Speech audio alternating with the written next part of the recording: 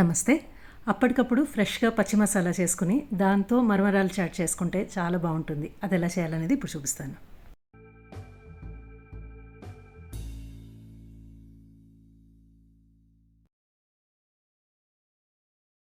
నేనిక్కడ పావు kilo మరమరాలతో chat చేసి చూపిస్తున్నాను.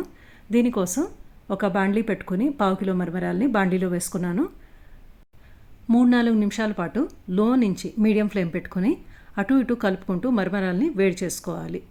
దీనివల్ల మరమరాలు చాలా బోలుగా తేలిగ్గా తయారవుతాయి. చూడండి, 3-4 నిమిషాలు అయిన తర్వాత చూపిస్తున్నాను. చక్కగా ఇలా పొడి పొడిగా అయిపోతుంది. దీన్ని తీసి ఇంకొక పాత్రలో పెట్టేసుకుని అదే బాండ్లీలో 1 టీ స్పూన్ కొబ్బరి నూనె వేసుకుని పిడికెడు వేరుశనగ గుళ్ళు వేసుకుని కరకరలాడేంత వరకు వేయించుకుంటున్నాను. దీన్ని తీసి బయట పెట్టేసుకోవాలి ఎర్రగా వేగిన తర్వాత. నెక్స్ట్ స్టెప్, ఒక పాత్రలో కొద్దిగా నీళ్లు పోసుకోండి. 3 పచ్చిమిరపకాయలు వేసుకున్నాను. పచ్చిమిరపకాయలు ఉడకడానికి సరిపడా నీళ్లు ఉంటే చాలు. ఈ మిరపకాయలని ఉడకపెట్టుకోవాలి. 4 నిమిషాలు అయిన తర్వాత వీళ్ళని తీసి బయట పెట్టేసుకుంటున్నాను. మెత్తగా అయినాయి, కాస్త రంగు మారింది. ఈ నీళ్లు పారబోయక్కర్లేదు, మనం వంటలో వాడుకోవచ్చు. పచ్చిమిరపకాయ ఫ్లేవర్తో ఉంటుంది నీళ్లు. తర్వాత ఇవి కాస్త చల్లగా అయిన తర్వాత పచ్చిమిరపకాయలని మిక్సర్ జార్లోకి తీసుకుని 1/2 టీ స్పూన్ ధనియాల గింజలు, 3/4 టీ స్పూన్ జీలకర్ర వేసుకోండి. తర్వాత ఒక గుప్పెడు ఫ్రెష్గా ఉన్న కొత్తిమీర వేసుకుని ఇదంతా కాస్త కచ్చాపచ్చాగా ఉండేట్టుగా ఇలాగా గ్రైండ్ చేసి పక్కన పెట్టుకోండి. తర్వాత ఒక పాత్రలో ఒక మీడియం సైజ్ క్యారెట్ తురుముకున్నది, ఒక పెద్ద ఉల్లిపాయ చిన్న ముక్కలు చేసింది వేసుకున్నాను. 2 టొమాటోలు చిన్న ముక్కలుగా చేసి వేసుకుంటున్నాను. తర్వాత మనం గ్రైండ్ చేసి పెట్టుకున్న మసాలా వేసేసేయాలి.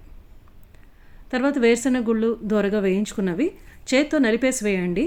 అప్పుడు ఫ్లేవర్ చాలా బాగుంటుంది. అక్కడక్కడ చిన్న ముక్కలుగా వస్తూ చాలా బాగుంటుంది. తర్వాత 2 టీ స్పూన్ల కొబ్బరి నూనె వేసుకుంటున్నాను. కొద్దిగా ఉప్పు, నేను ఉప్పు మరమరాలే తీసుకున్నాను, అందుకని ఇంకొంచెం ఉప్పు వేస్తే సరిపోతుంది. ఈ కూరగాయల వార ఇంకాస్త వేస్తే సరిపోతుంది.